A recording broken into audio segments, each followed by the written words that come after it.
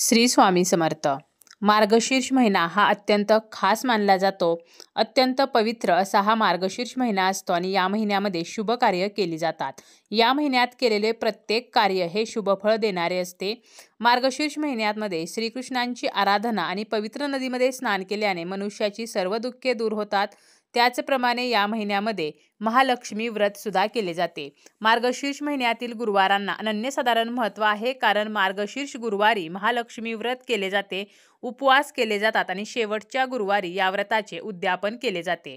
परंतु जरी आपल्याला व्रत करणे, उपवास करणे जमले नाही तरी सुद्धा काही कामे ही महिलांनी अवश्य या मार्गशीर्ष गुरुवारी करायची आहेत, ज्यामुळे आपल्याला त्याचे शुभफळ प्राप्त होईल आणि काही चुका मात्र मार्गशीर्ष महिन्यामध्ये चुकूनही करू नयेत। कोणती कामे करायची आहेत आणि कोणत्या चुका करायच्या नाहीत याची संपूर्ण माहिती आपण आजच्या या व्हिडिओमध्ये पाहणार आहोत।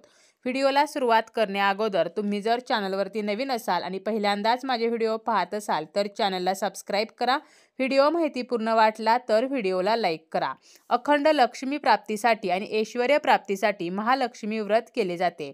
आपल्या जीवनामध्ये या व्रतामुळे सुख, सौख्य, समाधान, धनवैभव, संपत्ती आणि ऐश्वर्य प्राप्त होत असते। घरोघरी मार्गशीर्ष महिन्यामध्ये हे व्रत केले जाते। यामुळे माता लक्ष्मीचा अखंड वास हा आपल्या घरामध्ये राहत असतो। हे व्रत कुमारिका करू शकतात, सौभाग्यवती करू शकतात, विधवा करू शकतात, गरोदर महिला करू शकतात। त्याचप्रमाणे पुरुष सुद्धा मार्गशीर्ष महिन्यातील गुरुवारचे व्रत आणि उपवास करू शकतात। ज्या महिला आहेत तर त्यांनी मार्गशीर्ष गुरुवारी कोणकोणती कामे करायची आहेत, तर प्रत्येक मार्गशीर्ष गुरुवारी सकाळी लवकर उठायचं आहे, स्नान करायचं आहे। स्नान करताना आंघोळीच्या पाण्यामध्ये थोडेसे गंगाजल टाकायचे आहे किंवा आपण चिमूटभर हळद टाकू शकतो आणि या पाण्याने स्नान करू शकतो। त्यानंतर स्वच्छ वस्त्र परिधान करायचं आहे। चुकूनही आपल्याला काळ्या रंगाचं वस्त्र हे मार्गशीर्ष गुरुवारी परिधान करायचं नाही। शक्य असेल तर आपण पिवळ्या रंगाचे वस्त्र परिधान करू शकतो। पिवळ्या रंगाचा ड्रेस असेल किंवा पिवळ्या रंगाची साडी असेल तर ते आपण मार्गशीर्ष गुरुवारी आवर्जून परिधान करू शकतो। त्यानंतर आपला जो मुख्य दरवाजा आहे आणि उंबरठा आहे तर तो आपल्याला स्वच्छ करायचा आहे। उंबरठ्यावरती आपल्याला थोडंसं पाणी शिंपडायचं आहे। त्यानंतर उंबरठ्याला हळदीचं लेपन करायचं आहे। हळद, गोमूत्र आणि गुलाबजल एकत्र मिक्स करायचं आहे आणि उंबरठ्याला हळदीचं लेपन करायचं आहे। उंबरठ्याला हळदीचे लेपन केल्यामुळे नकारात्मक शक्ती या घरामध्ये येत नाहीत, घरातील वातावरण सकारात्मक राहतं। आणि उंबरठ्याच्या एका बाजूला रांगोळीने स्वस्तिक काढायचं आहे, एका बाजूला लक्ष्मीची पावले काढायची आहेत आणि या स्वस्तिकची, लक्ष्मीच्या पावलांची आणि उंबरठ्याची आपल्याला पूजा करायची आहे। उंबरठ्यावरती हळदी कुंकू व्हायचं आहे, फूल अर्पण करायचं आहे। त्याचप्रमाणे उंबरठ्यामध्ये आपल्याला तेलाचा किंवा तुपाचा दिवा सुद्धा लावायचा आहे। सकाळी सुद्धा आपण हा दिवा लावू शकतो आणि संध्याकाळी माता लक्ष्मी घरात येण्याची जी वेळ आहे, तिन्ही सांजेची जी वेळ आहे, या वेळेमध्ये सुद्धा आपल्याला दिवा लावायचा आहे। संध्याकाळी जेव्हा आपण दिवा लावणार आहोत त्यावेळेला या दिव्यामध्ये 2 फूल असलेल्या लवंगा आणि 1 किंवा 2 हिरवी वेलची टाकायची आहे। एखादा कापूर टाकला तरी सुद्धा चालेल।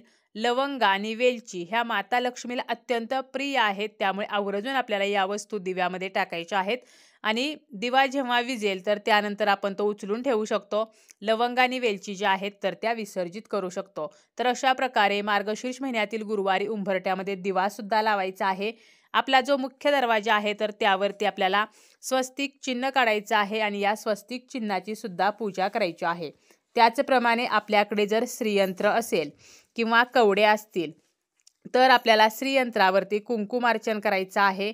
कवड्या जर असतील तर कवड्यांची सुद्धा विधिवत पूजा करायची आहे। माता लक्ष्मीची मूर्ती असेल तर या लक्ष्मीच्या मूर्तीला सुद्धा आपण कुंकुमार्चन करू शकतो।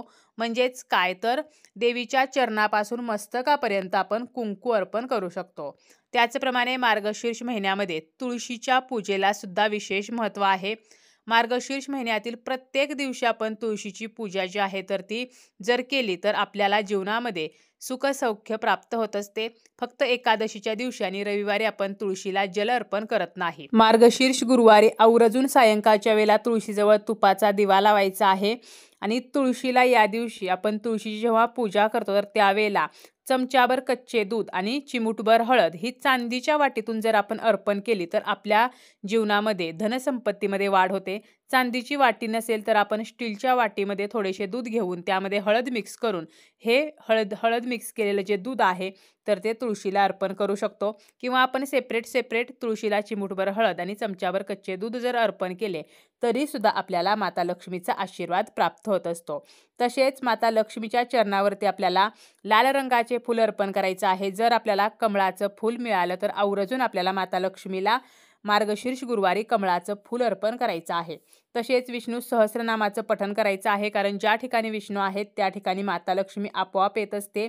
या दिवशी पिवळ्या रंगाच्या वस्तूंची आपण खरेदी करू शकतो. त्याचप्रमाणे पिवळ्या रंगाचा नैवेद्य देवांना दाखवू शकतो.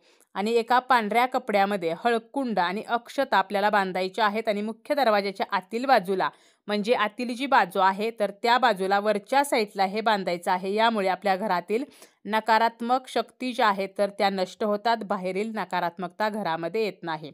तसेच एका तांब्याच्या कलशामध्ये चिमूटभर हळद टाकून तो कलश आपल्याला पाण्याने भरून लक्ष्मी आणि विष्णूंसमोर ठेवायचा आहे. थोडा वेळ आपल्याला तो कलश तसाच राहू द्यायचा आहे आणि यानंतर हे पाणी घरामध्ये शिंपडायचं आहे. असे केल्याने सुद्धा घरामध्ये धनधान्याची वृद्धी होत असते, घरामध्ये बरकत येते, आपल्या कुटुंबाची भरभराट होत असते. तसेच मार्गशीर्ष महिन्यातील गुरुवारी गाईला गोग्रास द्यायचा आहे.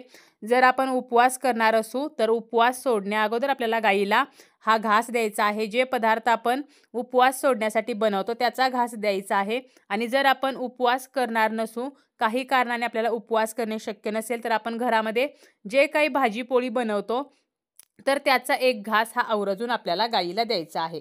ह्या छोट्या छोट्या जरी गोष्टी महिलांनी केल्या तरी सुद्धा माता लक्ष्मीचा आशीर्वाद हा प्राप्त होत असतो. परंतु काही चुका मात्र आपल्याला मार्गशीर्ष महिन्यामध्ये करायच्या नाहीत. जसं की मांसाहार हा पूर्णपणे वर्ज्य करायचा आहे. त्याचप्रमाणे मार्गशीर्ष महिन्यामध्ये जेव्हा आपण उपवास सोडतो त्यासाठी जी भाजी बनवतो यामध्ये कांदा लसणाचा वापर करू नये. तसेच काही भागांमध्ये मार्गशीर्ष महिन्यामध्ये जिरे खाल्ले जात नाहीत, घेवडा खाल्ला जात नाही. तसेच गवार, दोडका, पडवळ तर ह्या थंडावा निर्माण करणाऱ्या भाज्या आहेत आणि हिवाळ्यामध्ये थंडी जास्त असते, त्यामुळे या भाज्या खाणे सुद्धा टाळले जाते. मार्गशीर्ष महिन्यामध्ये आपल्याला काहीही झालं तरी काही वस्तू ज्या लक्ष्मीकारक आहेत तर त्या कोणालाही द्यायच्या नाहीत. जसं की आपल्या घरातील पैसे कोणाला देऊ नयेत, किंवा सोन्या चांदीचे जे दागिने आहेत तर ते कोणाला देऊ नयेत. मार्गशीर्ष गुरुवारी केस धुवू नयेत, फरशी पुसू नये. त्याचप्रमाणे या दिवशी आपल्याला कोणाचाही अनादर करायचा नाही, कोणाचाही अपमान करायचा नाही. घरामध्ये कलह, वादविवाद, भांडण या गोष्टी टाळायच्या आहेत. कोणालाही विनाकारण त्रास देऊ नये, पशुपक्ष्यांना या दिवशी इजा करू नये किंवा त्रास देऊ नये. त्याचप्रमाणे या दिवशी आपण जी पूजा मांडतो तर त्यामध्ये सुकलेली फुले किंवा खराब झालेली फळे किंवा तुटक्या फुटक्या ज्या वस्तू आहेत तर याचा वापर करू नये. म्हणजेच काय तर खंडित वस्तूंचा वापर करू नये.